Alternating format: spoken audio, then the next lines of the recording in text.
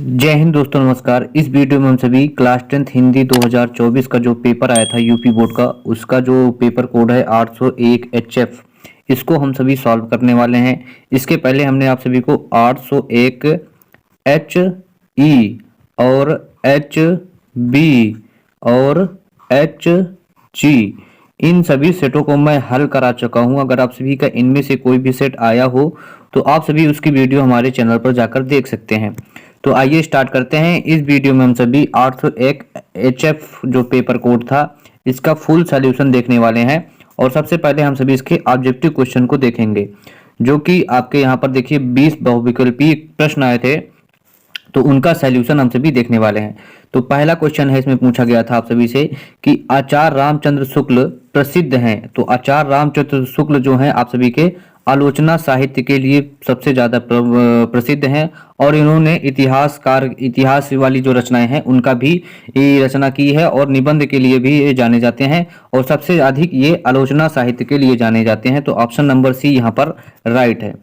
चलते हैं दूसरा क्वेश्चन में पूछा गया आप सभी से कि गोदान उपन्यास के लेखक कौन है। तो गोदान है, करबला है, कर्मभूमि, रंगभूमि, इन सभी उपन्यासों के लेखक हैं आप सभी के मुंशी प्रेमचंद्र जी हैं। कौन है? मुंशी प्रेमचंद्र जी।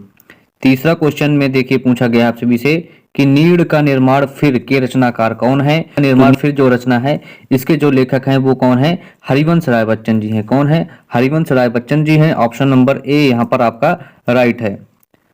चौथा क्वेश्चन देखिए, इसमें पूछा गया है कि झूठा सच उपन्यास के लेखक कौन है। तो झूठा सच उपन्यास के लेखक आपके कौन है? यशपाल जी हैं। कौन है? यशपाल। ऑप्शन नंबर ए यहाँ पर राइट है। देखिए पांचवा क्वेश्चन देखिए, यहाँ पर पूछा गया है कि छायावाद की प्रमुख प्रवृत्तियां क्या हैं।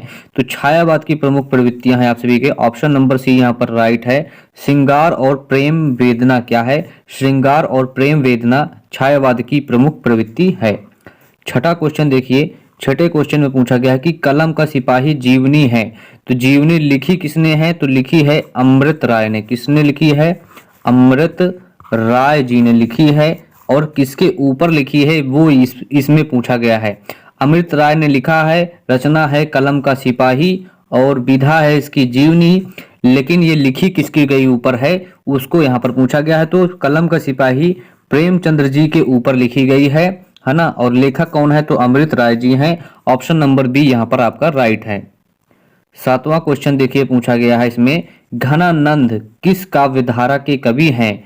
तो घनानंद आप सभी के सातवां क्वेश्चन में पूछा गया है कि घनानंद किस काव्य धारा के कवि हैं। तो ये रीत मुक्त काव्य धारा के कवि हैं।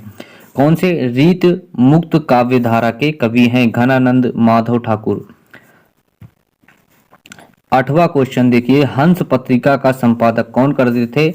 तो हंस पत्रिका का संपादन आपके मुंशी प्रेमचंद्र जी करते थे। ऑप्शन नंबर बी यहाँ पर राइट है।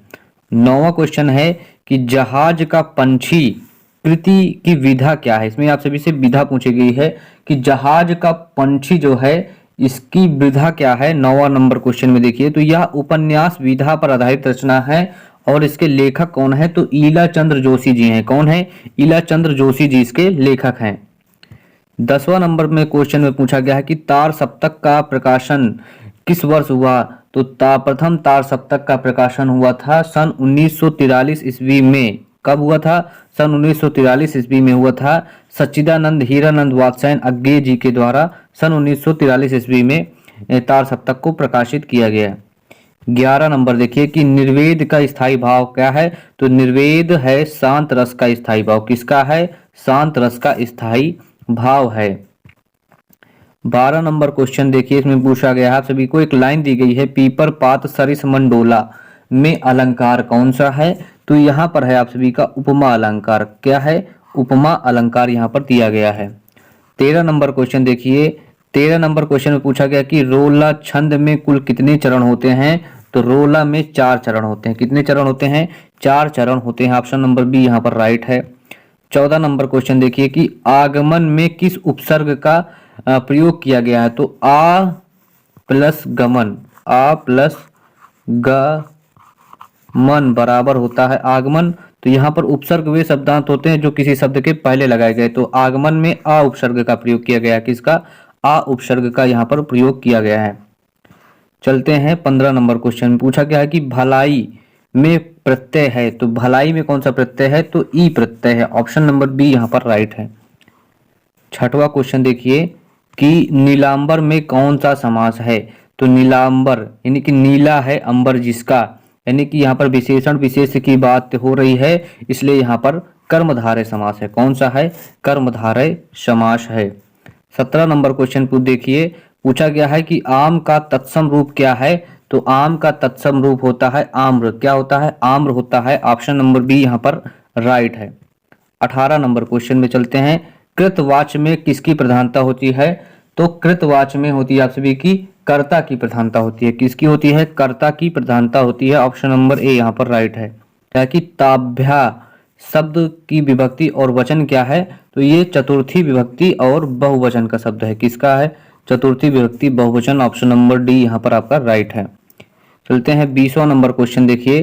पूछा गया है कि निम्नलिखित में सर्वनाम क्या है, तो सर्वनाम यहाँ पर है क्या, वह है। क्या है, वह यहाँ पर सर्वनाम है। तो साथियों ये थे आप सभी के 20 ऑब्जेक्टिव क्वेश्चन जो इस चैप्टर में पूछे गए हैं, उसका मैंने सॉल्यूशन करा दिया। अब चलते हैं आपके सेक्शन बी में। तो सेक्शन बी जो है इसमें आप सभी से वर्णनात्मक प्रश्न पूछे गए हैं।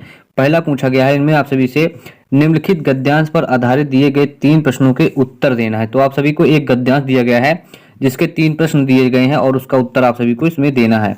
तो पहला क्वेश्चन जो था कि उपर्युक्त गद्यांश का संदर्भ लिखिए, तो आप सभी को इसको पढ़ना था। और ये शायद जो पहला दिया गया है ये अजंता की गुफाओं जो चैप्टर है, और इसके लेखक कौन है, भगवत शरण उपाध्याय, उस चैप्टर से इसको लिया गया है। तो आप सभी इसको लिख कर आई ही हैं।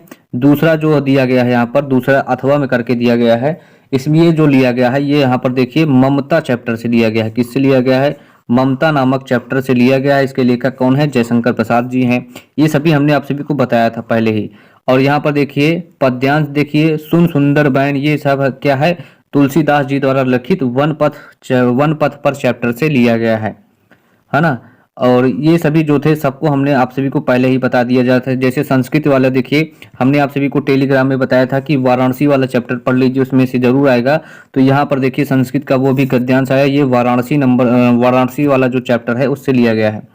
तो आप सभी का आशा करते हैं आप सभी का पेपर अच्छा ही हुआ होगा, है ना। तो ये था, हमने आप सभी को इसका सॉल्यूशन करा दिया। अगर आप सभी हमारे चैनल पर नए हैं तो इस चैनल को सब्सक्राइब कर लीजिए। यहाँ पर आप सभी को क्लास 10th के सभी सब्जेक्ट का प्रीवियस ईयर पेपर भी देखने को मिलेगा, और जो भी पेपर आप सभी के हो रहे हैं उसका सॉल्यूशन वीडियो में भी मैं आप सभी को प्रोवाइड